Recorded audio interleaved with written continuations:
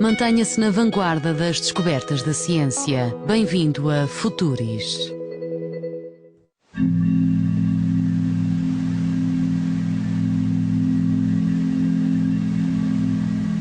Há 40 anos existia aqui um mar. Hoje é um dos locais mais secos do Cazaquistão e da Ásia Central.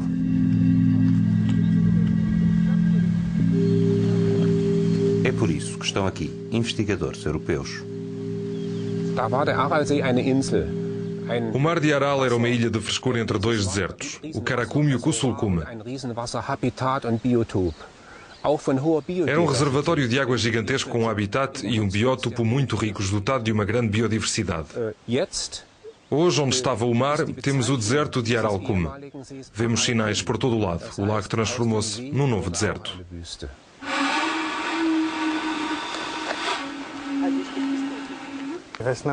O maior problema depois do nível das águas do mar ter baixado foi o desaparecimento de valiosas espécies de peixes. Isto levou a que os pescadores e a população que viviam ao longo da costa perdessem o emprego. Mas houve um segundo problema. O antigo fundo do mar é hoje uma perigosa plataforma de poeira, sal e resíduos químicos que são espalhados pelo vento. A sua propagação tem degradado a vegetação num raio de 150 km. A desertificação da região já começou de facto. Este era o Mar de Aral em 1960. A utilização excessiva e ineficaz para a irrigação da água dos dois principais rios que o abasteciam fez com que se dividisse em 3 lagos. O mar perdeu 90% do seu volume de água e a sua área reduziu-se em 50 mil km². O impacto social tem sido enorme. O desemprego e a pobreza propagam-se ao longo das antigas zonas costeiras. Doenças como a tuberculose e a hepatite têm aqui uma incidência 2 vezes maior do que nas regiões envolventes. E depois, há o vento. Frequentes tempestades de poeira atravessam o antigo fundo marinho, espalhando areia, sal e produtos químicos das atividades agrícolas. Um cocktail venenoso que os habitantes respiram diariamente. Um cenário desolador agora sob o escrutínio de um projeto de investigação europeu chamado CALTER. Em primeiro lugar, queremos entender o que está a acontecer com as tempestades de poeira aqui na Ásia Central e, em particular, em torno do Mar de Aral, porque os últimos estudos acabaram com o colapso da União Soviética. A poeira não conhece fronteiras políticas. A poeira daqui pode virtualmente chegar à Europa e a outros pontos do globo. Queremos saber como e quanta poeira e sal são espalhados pelo vento, a sua composição e direção. Em segundo lugar, queremos propor soluções para atenuar as consequências destas tempestades de poeira. A cerca de 300 km do Mar de Aral, os investigadores visitam uma estação meteorológica para instalarem armadilhas de poeira. As partículas apanhadas durante as tempestades são de seguida pesadas, medidas e analisadas. Os cientistas estimam que as tempestades podem deslocar 400 kg de poeira por mês em locais como este. Alle anderen Korngrößenklassen waren vernachlässigbar gering. Determinamos os tamanhos dos grãos de poeira e também a sua composição mineral com a ajuda de técnicas como a radiofluorescência. Com estas informações podemos estabelecer as regiões de origem. Tínhamos uma hipótese como estas poeiras provêm em parte do fundo do lago de Aral, as percentagens de sal deviam ser relativamente elevadas. E confirmamos isso. O sal do Mar de Aral chegou até aqui. Genau das konnten wir auch feststellen. O monitoramento das tempestades de poeira prossegue 1.300 km a sudoeste. Estamos em Almaty, antiga capital do Cazaquistão.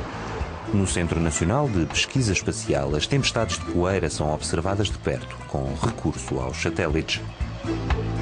O fenómeno é um elemento fulcral nas alterações climáticas. Espalhada na atmosfera, supõe-se que a poeira conduz ao arrefecimento da superfície dos oceanos e previne, por exemplo, a formação de furacões. Na Ásia Central, as imagens de satélite mostram que as tempestades estão a secar ainda mais os ecossistemas semidesérticos.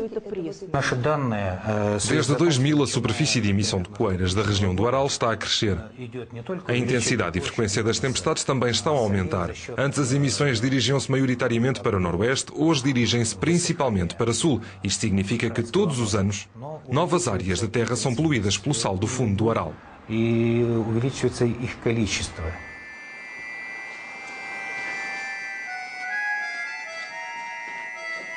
Os investigadores também querem compreender a dinâmica interna das tempestades de poeira, os seus volumes, velocidade e densidade, bem como se formam e desaparecem.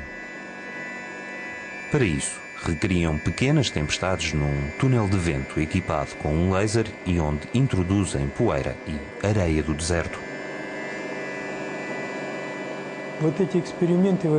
Estas experiências permitiram-nos compreender como e quanta areia é levantada pelo vento a diferentes velocidades. Agora sabemos que as partículas de areia avançam como uma avalanche. As partículas mais pequenas são levantadas e empurram as maiores, que empurram outras ainda maiores e assim por diante. Também sabemos que a concentração máxima de areia é atingida a uma altura de frações de milímetro. Quanto mais alto o olho da tempestade, menos a densidade de poeira. Equações matemáticas ajudam-nos a calcular a massa total de areia superada a diferentes alturas e sob diferentes velocidades de vento. Всю массу определять песка в приземном слое атмосферы.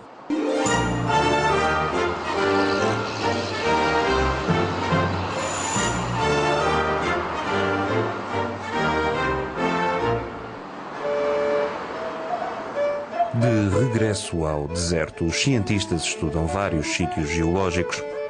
Estão convencidos que à volta do Mar de Aral uma desertificação provocada pelo homem está a fazer aumentar as tempestades de poeira que depois desertificam ainda mais as regiões circundantes. Um ciclo vicioso com poucas soluções de prevenção. Agora conhecemos a verdadeira quantidade de poeira que cai, medida em toneladas por ano, por hectare. Conhecemos a composição química desta poeira e também sabemos de onde vem.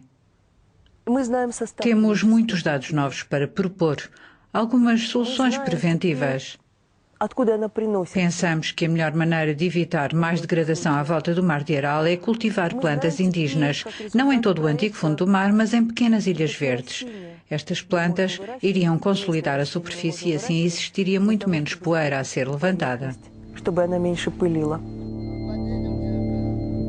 Os cientistas também esperam que o seu trabalho ajude a estabelecer um sistema de alerta precoce para as avaliações dos perigos ecológicos na Ásia Central.